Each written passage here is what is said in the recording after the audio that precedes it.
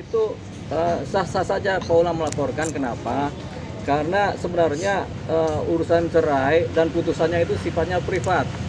Walaupun sidangnya berlaku umum, siapapun boleh dengar bisa, atau malah hanya khusus keluarga aja, tapi putusan cerai biasanya privat ya.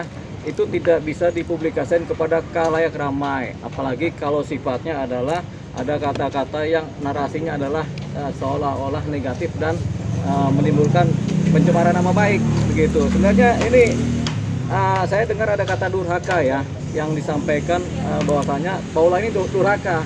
Itu nggak patut disampaikan ke publik karena kata durhaka ini konotasinya sangat negatif sekali. Sama kayak maling kundang itu kan durhaka.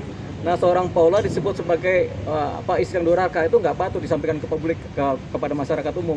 Tapi dalam putusan bisa saja disebutkan karena ini kan sifatnya privat ya, putusan perdata yang sifatnya privat ya. Jadi putusan ini di dalam putusan nggak apa-apa disebut begitu kalau memang ada bukti atau fakta, tapi tidak boleh disebarluaskan kepada umum. Nah, ini yang sekarang adalah offside.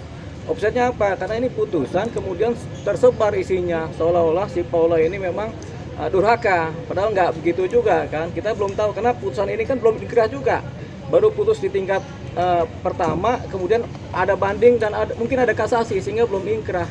Jadi belum bisa kemudian si Paula disebut yang seperti itu. Pun kalau putusannya sudah inkrah di tingkat kasasi, itu juga nggak bisa disampaikan kepada umum begitu. Makanya ini disebut sebagai offset. Cuman kita tidak tahu siapa yang menyampaikan ini kepada publik sehingga ini tersebar begitu. Jadi belum pernah juga kita mendengar ada putusan dengan kata-kata durhaka dalam bahasa Indonesia, belum pernah begitu.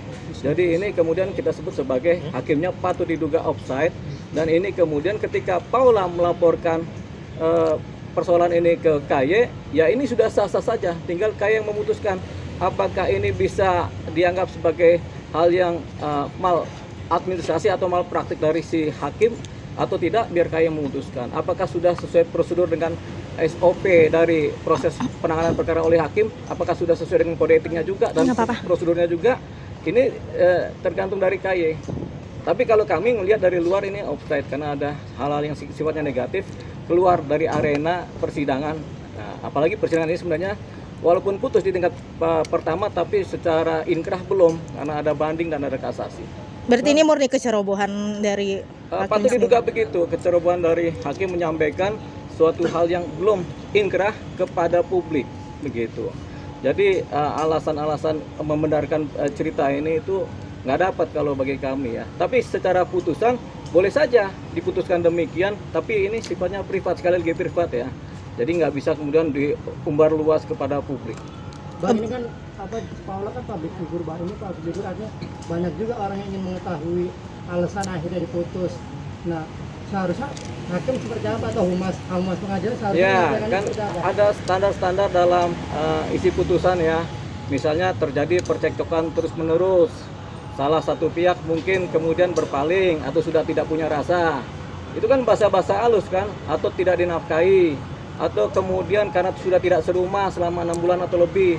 Nah, itu biasanya bahasa-bahasa standar dalam perceraian, alasan-alasan standar dalam putusan perceraian begitu. Nah, ini juga baru bisa disampaikan secara patut kepada publik ketika sudah inkrah. Persoalannya kan salah satu pihak mengajukan banding. Ketika salah satu pihak mengajukan banding kan berarti belum inkrah. Nah, dalam posisi ini makanya tidak patut suatu putusan yang belum inkrah kemudian disebarluaskan sebagai suatu putusan yang kemudian semua orang harus tahu, dan kemudian isinya juga ada kata-kata yang memang negatif, pretensi negatif. Ini dampaknya bukan kepada si Paula saja, tapi pandangan publik kepada Paula dan juga anak. Ini anak kan nggak ngerti apa-apa, tahu-tahu dibilang ibunya durhaka. Nanti kalau anak berpandangan ini seperti maling kundang bagaimana? Nah, itu tadi yang makanya kita bilang hakim tampaknya offside dalam hal ini. Gitu.